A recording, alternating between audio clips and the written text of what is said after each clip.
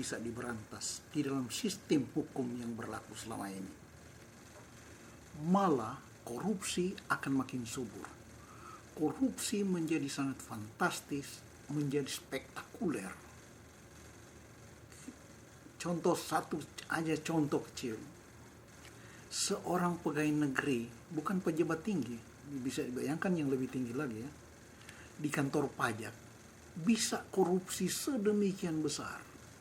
Kendati masih muda, berarti belum lama dia berkesempatan korupsi. Nilai dari harta simpanan hasil jerahannya, itu nilainya jika dibandingkan dengan gaji guru di desa 1 juta rupiah per bulan. Padahal itu sudah termasuk tinggi karena jauh lebih banyak lagi profesi pekerjaan lain yang pendapatan mereka di bawah 1 juta per bulan. Nah, tapi taruhlah 1 juta gaji seorang guru desa, contoh, untuk mencapai simpanan sebesar gayus tambunan itu seorang guru desa harus mengajar terus-menerus selama 4.000 abad. 400.000 tahun baru bisa terkumpul senilai yang dikorupsi satu orang itu dalam waktu singkat. Nah, mengapa bisa spektakuler, fantastik, tak dapat dibayangkan seperti itu? Itu udah hukum alam kejahatan. Hukum alamnya kejahatan, kalau dibiarkan dia tumbuh sama gitu. Nah, apa penyebabnya? Orang bisa menunjuk segala macam penyebab, tapi mari kita lihat satu penyebabnya adalah hakim. Mengapa kita bisa menunjuk hakim? Karena hakim adalah pemutus kata akhir dari seluruh rangkaian proses penegakan hukum dan keadilan. Dia adalah gerbong. Segala yang mengikutinya, kejaksaan, kepolisian, korupsi-korupsi di situ itu hanya gerbong yang mengikutinya. Tidak ada ceritanya gerbong yang menarik atau mengarahkan lokomotifnya di kereta api. Tidak. Gitu. Nah, apakah hakim itu jahat? Tidak juga. Itu mereka tumbuh dalam alam yang keliru. Yang saya bisa menunjuk mulai dengan kelirunya penerapan prinsip trias politika. Mereka atau Indonesia dan banyak negara lain menganggap trias politika itu adalah ajaran tentang kesetaraan lembaga tertinggi negara, legislatif, eksekutif, dan yudikatif. Jadi antara 3 lembaga tinggi itu, karena ada satu yang tertinggi, yaitu lembaga pemegang kedaulatan rakyat, yaitu legislatif, maka karena dia setara, sama-sama jadi tinggi. Artinya di atas yudikatif itu sudah tidak ada lagi yang mengawasi dia, karena dia sudah paling atas. Itu logikanya. Maka hakim jadi liar. Mereka jadi liar, bebas dan sebagainya, bebas untuk melakukan segala ketidakadilan dan kejahatan demi kepentingannya sendiri. Gitu. Nah, hakim-hakim Mahkamah Agung, pejabat Mahkamah Agung, bukan saja menerima langsung suap, tapi bahkan mereka terjun juga menggunakan keluarganya, istri, anak, menjadi calo. Bayangkan hakim agung menjadi calo jual beli perkara vonis. Jadi setiap vonis itu ada harganya.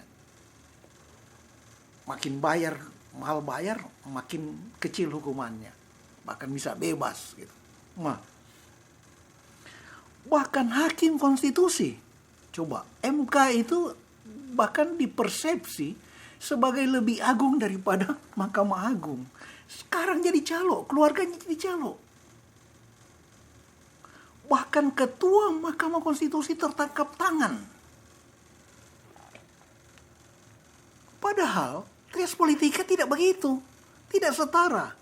Montesquieu yang dianggap sebagai pencetus trias politika, walaupun itu hanya dianggap, sebetulnya tidak begitu ya. Trias politika sudah diajarkan pertama kali antara lain oleh Aristoteles 2000 tahun sebelum Montesquieu. Kemudian lama sebelum Montesquieu juga ada Seang Bodang, Jane Bodin, kemudian John Locke.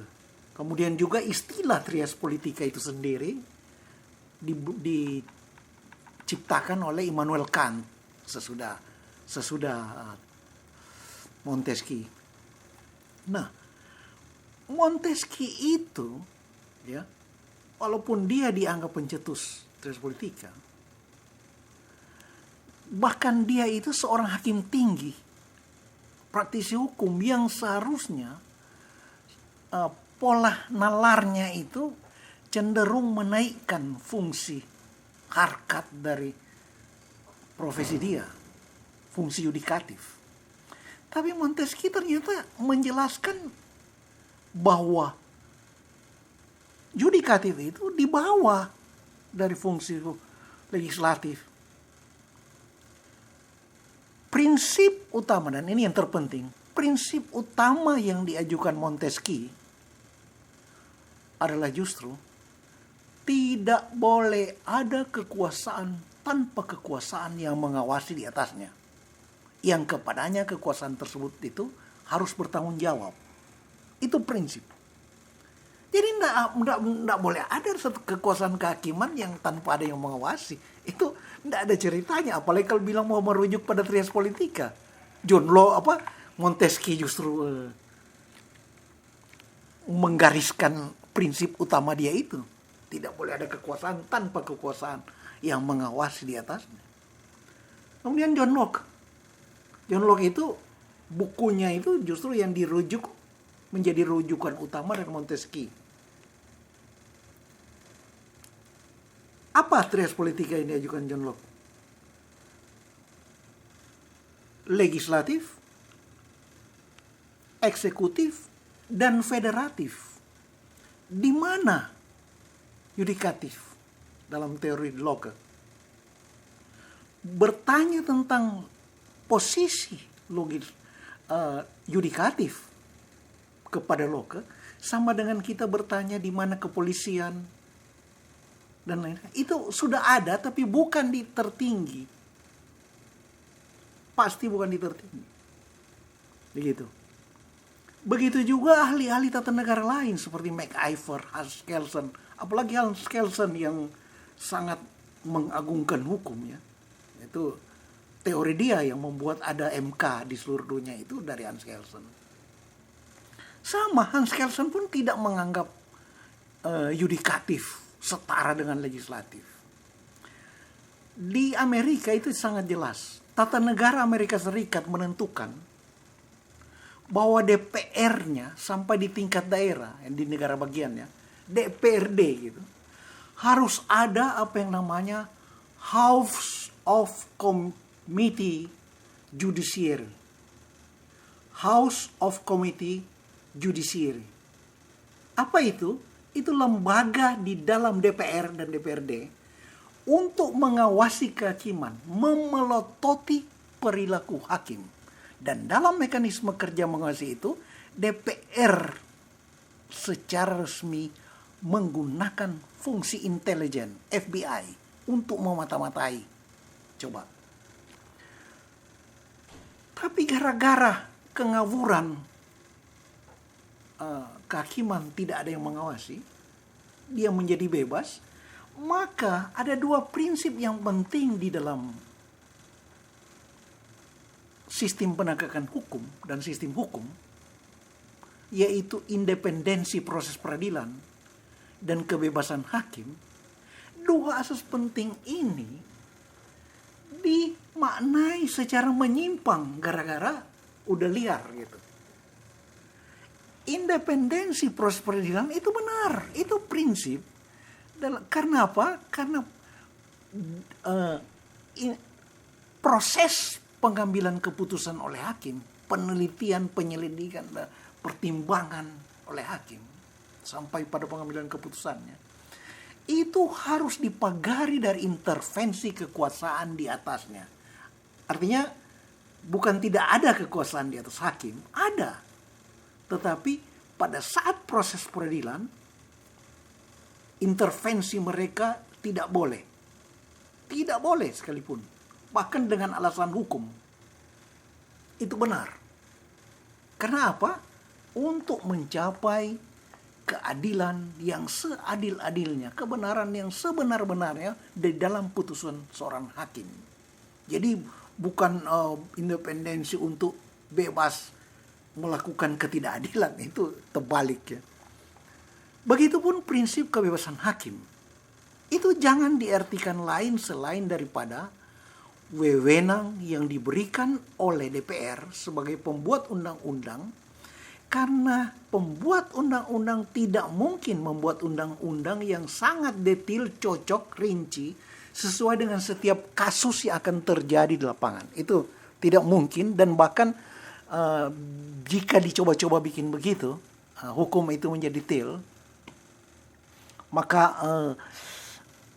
akan dalam penerapannya menjadi kaku dan akan menjadi ketidakadilan kepada warga. Pasti itu. Jadi dua itu dirancukan. Kemudian ditambah lagi asas kebebasan hakim itu dirancukan dengan falsafah pragmatisme secara keliru gitu. Kita tahu dalam falsafah pragmatisme dikatakan hakim memang harus menjadi pencipta hukum baru karena kebenaran norma baru, kebenaran setiap norma baru dibentuk dalam pengalaman baru.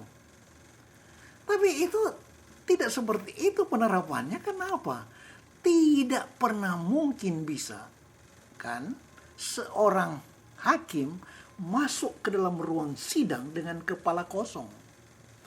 Ia datang dalam ruang sidang dengan kitab undang-undang. Ia datang ruang sidang dengan berjilid-jilid kitab jurisprudensi sebagai rujukan. Jadi bukan kosong. Bukan harus baru total. Tidak. Gara-gara salah kaprah yang dikeramatkan dalam sistem hukum itu, maka kita pernah menyaksikan sudah dalam era reformasi di Indonesia ya, seorang ketua Mahkamah Agung yang seorang profesor ilmu hukum bisa sesuka hati mengabulkan permohonan peninjauan kembali dari seorang terpidana yang justru sudah memohon grasi. Coba, seorang terpidana apabila dia sudah memohon grasi, itu artinya dia sudah menerima keputusan hakim, dia sudah mengakui bahwa dia bersalah, maka tidak ada lagi cerita untuk meminta peninjauan kembali. Tapi justru hakim ketua Mahkamah Agung memberikan, dan lebih parahnya lagi, ketua MA itu menolak ketika ditanya oleh MPR. Alasannya apa? Menolak ditanya itu. Itu adalah hak dia katanya, hak independensi hakim. Padahal sesungguhnya pengadilan adalah bagian dari sistem pengawasan yang berinduk pada DPR, MPR. Karena memang haruslah diasumsikan di atas logika yang sedemikian terang bahwa lembaga pengawas mesti lebih tinggi kekuasaannya dibanding kekuasaan manapun yang diawasinya. Itulah mengapa setepatnya lembaga pengawas itulah adalah lembaga pemegang kedaulatan tertinggi, DPR. Kemudian haruslah diasumsikan di atas logika yang sedemikian terang bahwa pembuat undang-undang harus lebih tahu menilai pelaksanaan dan penegakan secara adil isi undang-undang yang dibuatnya, sehingga ia layak untuk mengawasi. Itulah mengapa mereka lah yang mengawasi DPR ini, dan pengadilan menjadi bagian dari jajaran pengawasan. Tapi bukan menyatu, itu harus dipisah. Tapi bagaimana mungkin dengan DPR kita yang sekarang, bagaimana mungkin mereka bisa menyerahkan wewenang kepada mereka, bisa diberikan wewenang untuk mengasihi hakim? Bisa jadi akan terjadi maling teriak maling, atau para maling berkonspirasi